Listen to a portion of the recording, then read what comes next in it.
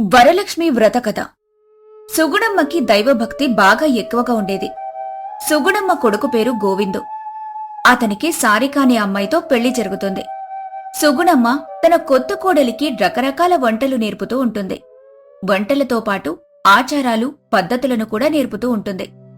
ఇదిగో సారిక, గోధుమ పిండిలోకి వేడి నీళ్లు వేసి కలుపుకోవటం వల్ల చపాతీలు బాగా మృదువుగా వస్తాయి, పల్చగా కూడా ఉంటాయి. అలాగే నూనె కూడా తక్కువగా లాగుతుంది. అవునా? అసలు ఈ విషయాలన్నీ నాకు తెలియనే తెలియవత్తయ్యా. అయినా ఇన్ని విషయాలు మీకెలా తెలుసు? నువ్వు పుట్టక ముందు నుండి వంటలు చేస్తున్నాను నేను. ఆ మాత్రం తెలియకుండా ఉంటుందా? నీ వయసంతుంటుంది నా అనుభవం. అది కూడా నిజమేలేండి. అలా సుగుణమ్మ మరియు సారిక మాట్లాడుకుంటూ వంట చేస్తూ ఉంటారు. ఇంతలో గోవిందు ఇంటికి వస్తాడు. అమ్మా, ఈ శుక్రవారం నాకు సెలవు లభించడం లేదు. అయ్యో, అవునా? అంటే ఈసారి నువ్వు వ్రతానికి ఉండటం లేదా? కుదిరేలా లేదమ్మా, ఆఫీస్ పని మీద పట్నానికి వెళ్ళాలి. చిన్నప్పటి నుండి ప్రతి వరలక్ష్మి వ్రతానికి నువ్వు తోడుగా ఉండేవాడివి. ఏం కావాలన్నా మార్కెట్కి నిన్నే పంపేదాన్ని. వ్రతమా? ఏం వ్రతం అత్తయ్యా ఇది? అంత ముఖ్యమైన వ్రతమా?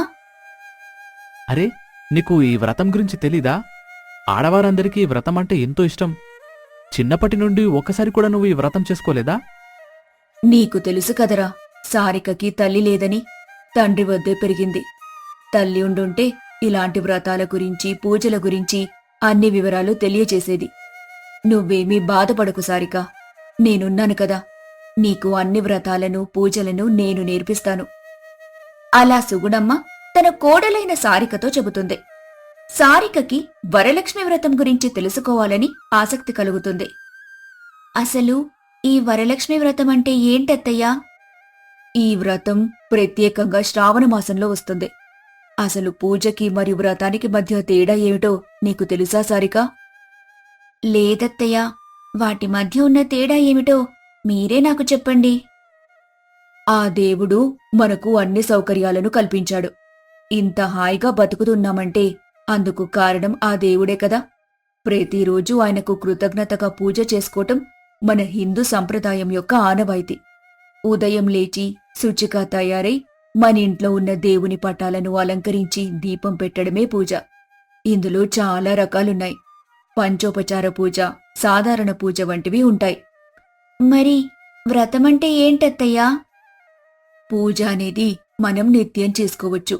ఉదయం లేదా సాయంత్రం ఎప్పుడు వీలుంటే అప్పుడు చేసుకోవచ్చు. కాని వ్రతం అలా కాదమ్మా. వీటికి నియమ నిబంధనలుంటాయి.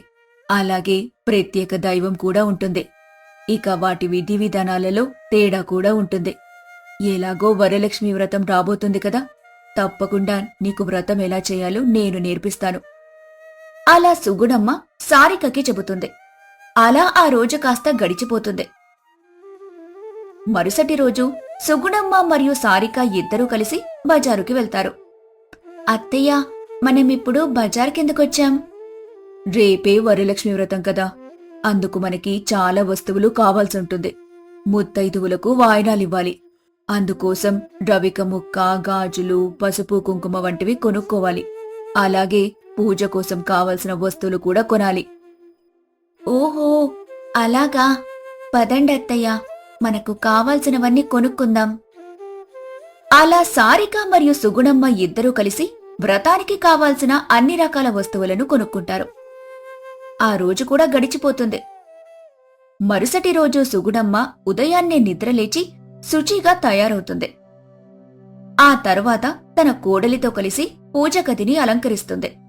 ఇక ఆ తర్వాత ఇద్దరూ కలిసి పూజని మొదలు పెడతారు. చూడు సారిక, వ్రతం మొదలైంది. ఏ పూజకైనా, ఏ వ్రతానికైనా, ఏ నోముకైనా ముందుగా వినాయకుడిని పూజించుకోవాలి. అవునా? ఇక్కడ వినాయకుని విగ్రహం ఏది? నాకు కనిపించడం లేదత్తయ్యా.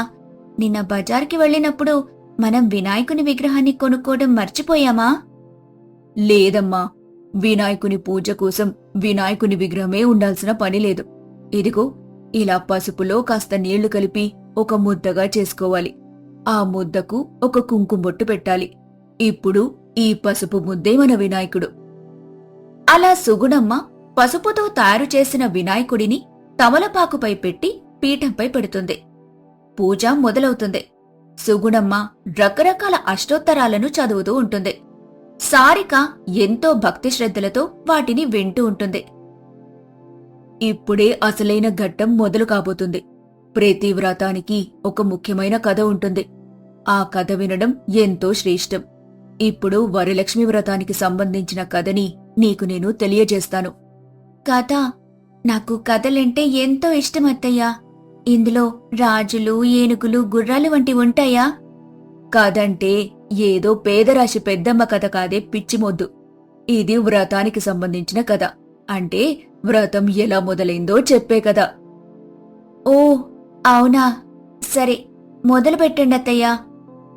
అలా సుగుణమ్మ వ్రతానికి సంబంధించిన కథని చెప్పటం మొదలు పెడుతుంది. కైలాసంలో మహాశివుడు ధ్యానంలో కూర్చొని ఉన్నారు. అప్పుడు పార్వతీదేవి మహాశివుని వద్దకు వెళ్ళింది. భూలోకంలో ఉన్న ఆడవారందరూ సుఖ సంతోషాలతో, అష్టైశ్వర్యాలతో, భోగభాగ్యాలతో ఆనందంగా ఉండేందుకు ఏదైనా ఒక పూజా విధానాన్ని తెలియజేయమని కోరింది. అప్పుడు మహాశివుడు ఈ వ్రతాన్ని ఆమెకు తెలియచేశాడు. ఈ వ్రతాన్ని శ్రావణ మాసంలో శుక్లపక్ష పూర్ణిమకు ముందుగా వచ్చే శుక్రవారం నాడు ఆచరించాల్సి ఉంటుంది. ఓహో, అంటే ఇవాళే శుక్లపక్ష పూర్ణిమకి ముందు వచ్చిన శుక్రవారం అన్నమాట. ఇంకా పార్వతీదేవితో మహాశివుడు ఏం చెప్పారత్తయ్యా? మహాశివుడు పార్వతీదేవితో ఇలా చెప్పాడు. పూర్వం మగధ దేశంలో చారుమతి అనే ఒక మహిళ ఉండేది. చారుమతి ఎంతో గుణవంతురాలు. వేకువనే నిద్రలేచేది. భర్తను దైవంగా కొలిచేది. అత్తామామలను ఎంతో బాగా చూసుకునేది. ఇంటి పనులన్నీ ఓర్పుతో, నేర్పుతో చేసేది. అందరితో ఎప్పుడూ ప్రియంగా మాట్లాడేది. అంత అణుకువగా ఉన్న చారుమతిని చూసిన మహాలక్ష్మికి ఆమెపై అనుగ్రహం కలుగుతుంది. ఆమెని అనుగ్రహించాలని నిర్ణయించుకుంటుంది. ఒకరోజు రాత్రి చారుమతికి కలలో లక్ష్మీదేవి కనిపిస్తుంది. అవునా, అమ్మవారు కలలో కనిపించారా? ఇంతకీ అమ్మవారు చారుమతితో ఏం చెప్పారత్తయ్యా? చారుమతి, నీ నడవడిక నాకు ఎంతగానో నచ్చింది. శుక్లపక్ష పూర్ణిమకి ముందుగా వచ్చే శుక్రవారం నాడు నువ్వు నన్ను పూజించుకో. నేను నీకు నువ్వు కోరిన వరములన్నీ ఇస్తాను అని లక్ష్మీదేవి చారుమతితో చెప్పింది. చారుమతి ఎంతో సంతోషిస్తుంది. ఇంతలో ఆమెకు మెలకువ వస్తుంది. ఆ తర్వాత చారుమతి వెంటనే ఈ విషయాన్ని భర్తకు, అత్తమామలకు తెలియచేస్తుంది. అంతేకాదు, మరుసటి రోజు ఈ కల గురించి చారుమతి ఊర్లో ఉన్న ఆడవాళ్లందరికీ తెలియచేస్తుంది. చూసావా, అమ్మవారు కేవలం చారుమతికి మాత్రమే వ్రతం గురించి తెలియచేసింది. కాని చారుమతి ఎటువంటి ఈర్ష్య లేకుండా ఆ విషయాన్ని ఊర్లో ఉన్న తన తోటి ఆడవారందరికీ తెలియచేసింది. అవునత్తయ్య, చారుమతి చాలా మంచిదిలా ఉంది. అందుకే అమ్మవారి అనుగ్రహం ఆమెకు లభించింది. అలా ఊరిలో ఉన్న ఆడవాళ్లందరూ శ్రావణ మాసంలోని శుక్లపక్ష పౌర్ణమికి ముందొచ్చే శుక్రవారం కోసం ఎదురుచూస్తూ ఉన్నారు. ఇక ఆ శ్రావణ శుక్రవారం రానే వచ్చింది. ఆడవాళ్లందరూ ఉదయాన్నే నిద్రలేచి శుచిగా స్నానం చేసి చక్కగా తయారవుతారు. చారుమతి అలాగే ఆడవాళ్లందరూ కలిసి ఒక పీఠాన్ని ఏర్పాటు చేస్తారు. ఆ పీటపై బియ్యం పోసి కలశాన్ని పెడతారు. ఆ కలశాన్ని లక్ష్మీదేవిగా భావించి పూజ చేస్తారు. 9 సూత్రముల గల తోరాన్ని చేతికి కట్టుకుంటారు. షోడశోపచార పూజ చేశారు. అమ్మవారికి అనేక రకమైన పిండి వంటల్ని తయారు చేసి నైవేద్యంగా పెట్టారు. ఓహో, ఆ తర్వాత ఏం జరిగిందత్తయ్యా? పూజ పూర్తయిన తర్వాత ఆడవాళ్లందరూ కలిసి చుట్టూ ప్రదక్షిణ చేయటం మొదలుపెట్టారు. ఒకటో ప్రదక్షిణ చేస్తూ ఉండగా వారికి గల్లు గల్లుమంటూ శబ్దం వచ్చింది. ఈ శబ్దం ఎక్కడి నుంచి వస్తుందని చూడగా అది వారి కాళ్ల నుండి వస్తున్నట్టు వారికి అర్థమవుతుంది. అందరి కాళ్లకు గజ్జలు ప్రత్యక్షమవుతాయి. ఆడవాళ్లందరూ ఎంతో సంతోషించారు. రెండవ ప్రదక్షిణం మొదలుపెట్టగానే వారి చేతులకు నవరత్నాలతో పొదగబడిన గాజులు ప్రత్యక్షమయ్యాయి. అలా వారి ఆనందం రెట్టింపయింది. ఇక మూడవ ప్రదక్షిణం పూర్తవగానే వారి ఒంటిపై సర్వాభరణాలు ప్రత్యక్షమవుతాయి.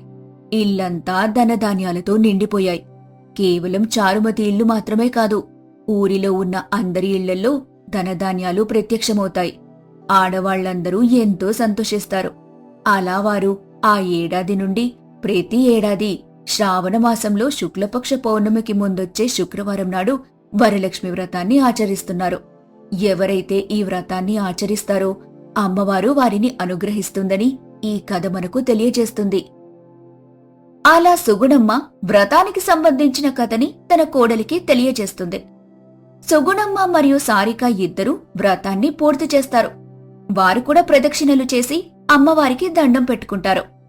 ఈ వ్రతం నాకు ఎంతగానో నచ్చిందత్తయ్యా.